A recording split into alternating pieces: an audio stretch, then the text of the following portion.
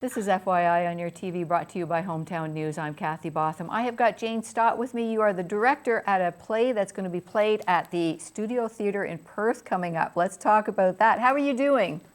I'm doing great, and I'm super excited to be back in the theater. Excellent. It's been a long dry spell. It has been for sure, for sure. So this is, it's always exciting to put a play together, but this is just, let's double it up because we can get people in the theater to see it too. So let's talk about it. What's the play called?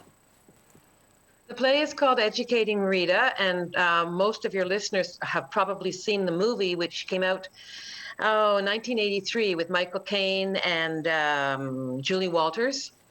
And it's about a young married hairdresser in Northern England, and she wants to become better educated, so she signs up for an evening course at the university, and Michael Caine is the professor that is giving her the course. So it's a one-on-one course where they meet once a week, and he teaches her all about literature, but as it turns out, she teaches him quite a lot about himself and about where he is heading and where he wants to go as well. And that's what it says in your poster too. Sometimes students are the best teachers. He's very well educated. She is not, and she's also bucking the system almost because her family and her friends and her young husband, they just want her to stay the way she is. And as the professor says to her, if you want to learn, you're going to have to change. And I don't really know if I want to change you because you're such a unique individual the way you are. Okay. So we've got some local talents here too who are playing the leads. Oh, very, very. And actually, one of them is not local. I discovered her when we had our weekend of 10-minute plays outdoors in Perth in August. And we partnered for that with Canada Theatre. So there was 9 10-minute plays going on all over Perth. You would just walk from one setting to another. And this young actress, her name is Kiera Cote. She is a grade 12 student at Canterbury High School in Ottawa. Lives with her family in Stittsville, and her whole family is very involved in community theatre. They direct, they act. So before I offered her the role, I said, do you make sure you check with your parents, because you're going to have to be coming out for rehearsals from Stittsville to Perth, which is about a 45-minute drive, and our rehearsals are 3 times a week, 3 hours in length each. So it's, drive out 3 times a week, wait in the theater for 3 hours, and then take your daughter back home. But they were very supportive, and so that's worked out really well for her. She's developed a lovely Liverpudlian accent, which is what we need, but it's also very discernible. You understand everything that she's saying. And then her co-star is another person new to our theater. His name is Patrick Bugby. He's a resident of Perth, and he did some training at Third Wall Productions in Ottawa for young actors. So both my actors are young, both under the age of 30, and they'll be portraying the lady who's going to be the hairdresser is supposed to be 24 in the play, and the professor is probably in his early 50s. Oh, wow, some versatility there for sure, for sure. Mm-hmm. And it's quite the commitment, but it sounds like she's already going to Canterbury School, so they've got that commitment. They know, if this is the background she wants to be. It's not a 9-to-5 Monday to Friday job when you want to do something like this. No, and quite a challenge for her because it's grade 12, so I imagine she's getting prepared to go away to university. And also she happens to have a role in a musical that her mother is directing in Canada that's going to take place in December. So when she's not rehearsing for my play, she's rehearsing for the musical that her mom is putting on. It's called Tarzan the Musical. Oh, wow. And she plays the part of Jane in that. So there's singing and dancing work for her there, and then on the stage with me, 2 hours. It's over a 2-hour-long play with an intermission, and she's virtually never off the stage other than to go out the door and come back in a different costume. Wow, so much memory work.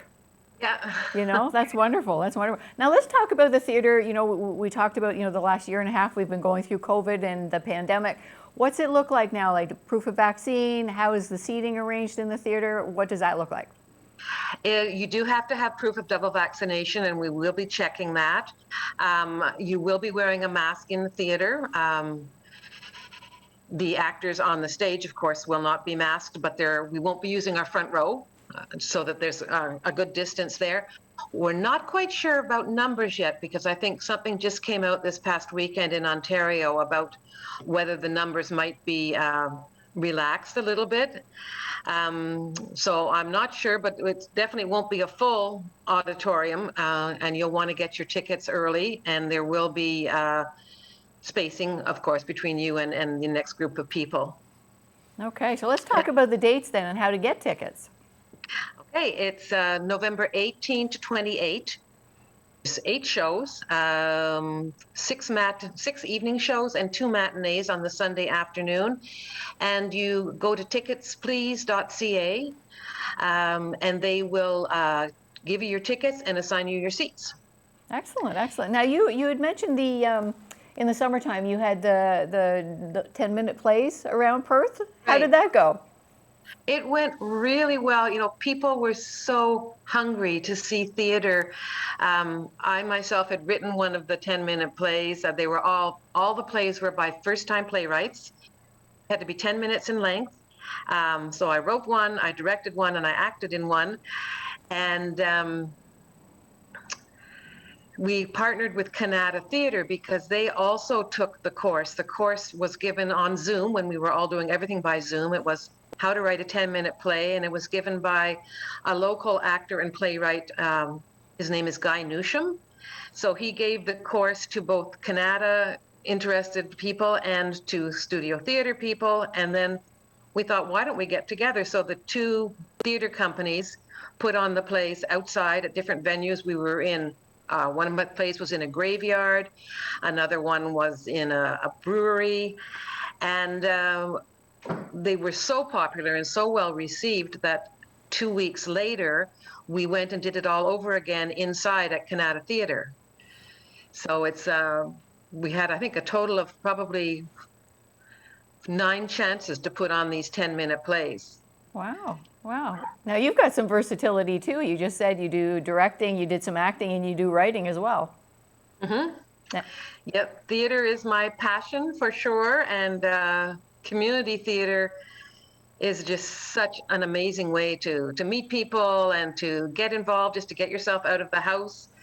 So I highly recommend it to anybody. And you can do everything from painting sets to turning up the hems on costumes to selling cookies down in the lobby, or you can get right into directing and producing, and for the really brave ones, get into acting. And I'm so glad you mentioned that too. It seems like we've got two leads in the play, but there's so much going on in the background. You need people to do the sets. You need people to direct like yourself. You need people to sell tickets. You need people to paint sets and do costumes. Exactly. It takes so many people to put this play together.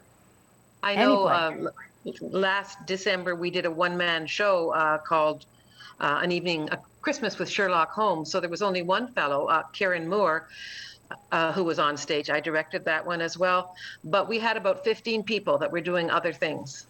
That's right. That were all listed in the program. So the actors, rightfully so, get all the glory and the applause, but there's a whole community of people who do everything else, from printing up the posters and the programs to putting up the posters all around town. So That's right. It's a real community event. It really is. It really is. It really is. So can you tell the dates again for your play? And it's called Educating Rita, and how to get tickets. Okay, so it's Educating Rita, and the playwright is Willie Russell, who also did Shirley Valentine, which is another famous one that was made into a movie.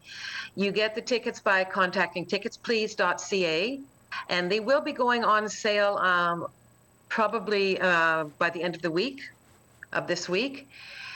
And what else did you need to know? Oh, the dates again. Oh, November 18 to 28. So they always open on a Thursday night. So opening night on Thursday the 18th is a bit of a break also, I believe, in ticket cost. And so there's Thursday, Friday, Saturday, both weekends, and then Sunday matinees at 2 p.m. and the evening shows start at 7:30.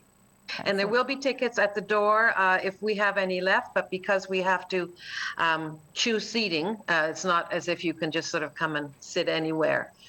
But it's very, very safe. We've been doing movies and live musical performances for the last couple of months. So we've got our protocols, our safety issues all done really, really well. The front of health staff is aware of everything that they have to do. So you can feel very comfortable being there.